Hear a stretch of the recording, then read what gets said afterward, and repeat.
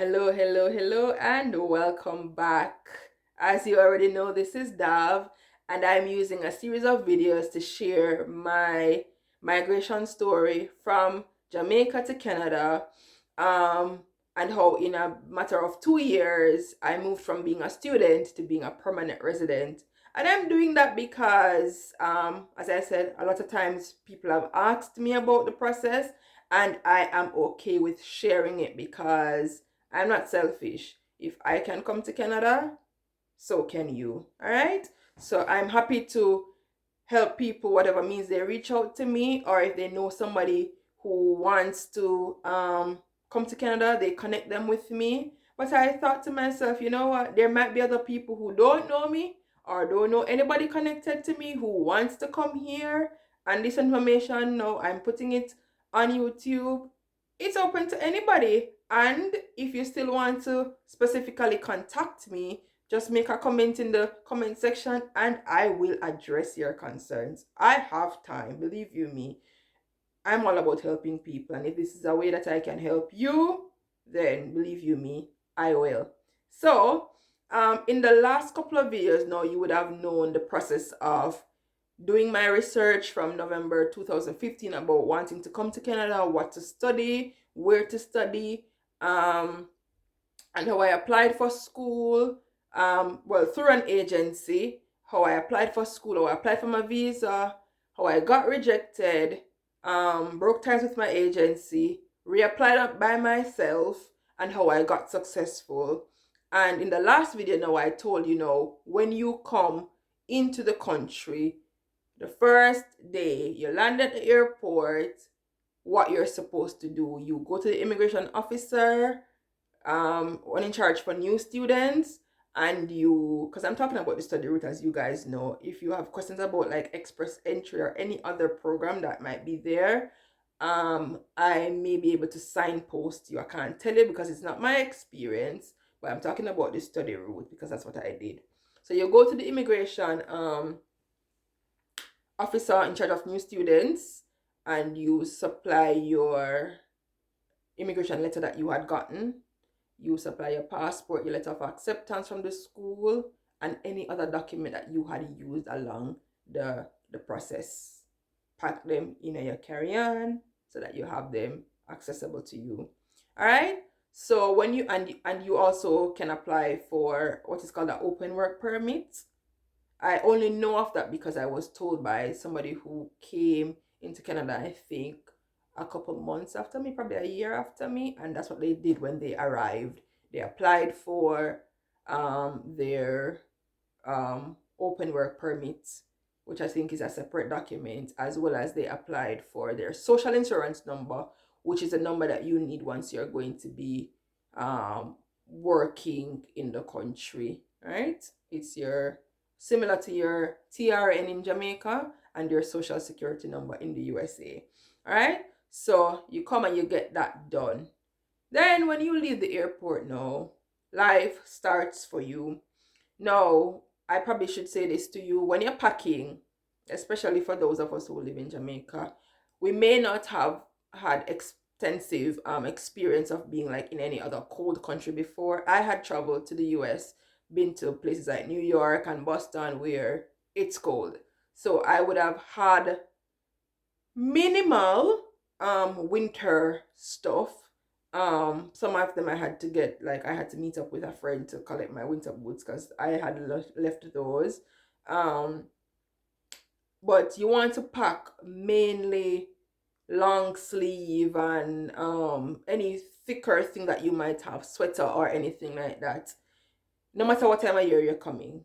But especially if you're coming in the fall or winter, come with stuff that basically is more for cold time than it is for summertime. You're coming in the summer, I mean, it's always chilly here. Even when the sun is bright on the outside in summertime, you can be assured of some breeze. So you want to pack along that line. No, you come to the airport, life begins for you. And I'll be using this one video just to tell you some trouble that I had. Well, I won't call it trouble. That sounds a little bit reckless. Some issues that I had faced when I came, and just quickly how those were solved, as well as I'm looking at my book because I don't want to leave out anything. What it is like, with the transportation system, working, as well as just, choosing to live within your means. It's a very important thing to do. So when I came here, my friend who had said to me that she would have provided accommodation for me had neglected to inform me that it would have been a cost in terms of, so I am not a person who likes to be at people's place and don't contribute to like utilities and stuff. So that was in my mind, and that I know I'm going to be working part-time, so yes, I could be doing that. But she had neglected to mention to me that, oh, I would need to also pay for the accommodation, as in you're going to be in a room, so you need to pay for it. So because I hadn't worked my way into that, I didn't prepare for that. So thankfully, I had family and friends of family who would have been able to accommodate me. So I spent a little time with my own aunt. It wasn't convenient at the time for me to stay with her. So I got to stay with somebody else who I'd known from Jamaica, who was already living in Canada. And so because of that, no, I lived further away from school. My friend's house would have been so much closer to school, but where I was now living with the friend of my family, it was further away, which brings me to the point now of traveling.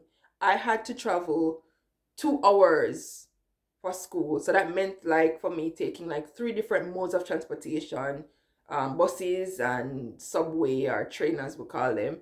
Um, so that was my life. And then by the time I started to work, I had to travel 2 hours from work to school.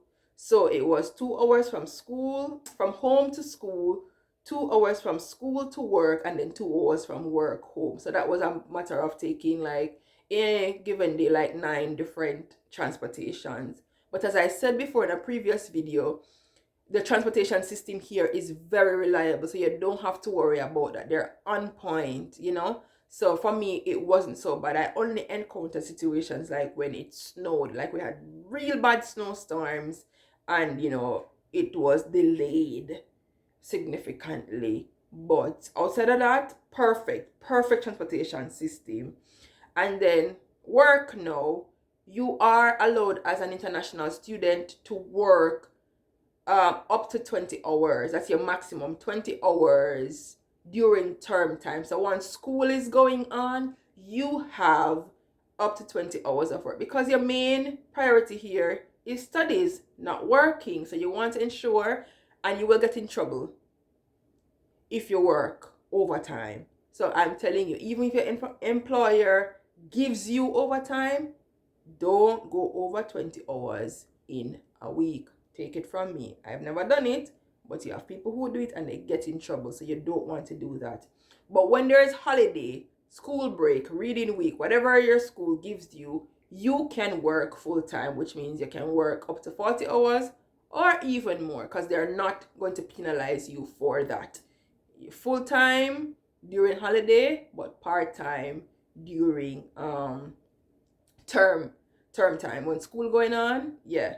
And you don't have to come here thinking that you're going to get no top notch job. If it's at an entry level position you get, I worked retail, I worked in McDonald's, and I was fine. I was a degree holder from Jamaica, but I was working at McDonald's in Canada, and that's what became available. I took it. I didn't scorn myself at it, because here's the next point I'm going to make, which is going to close out this before I go to the next thing for the next video.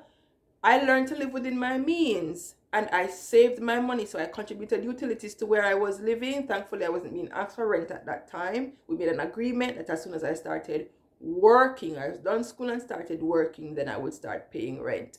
So I lived within my means and I saved my money, because I know that there was another process that I had to do, which we're going to be talking about now in the next video, which is when you're applying for your postgraduate work permit. All right, so let's talk about that and what it means to get to that point of applying for your postgraduate work permit. All right. Thank you and see you next week.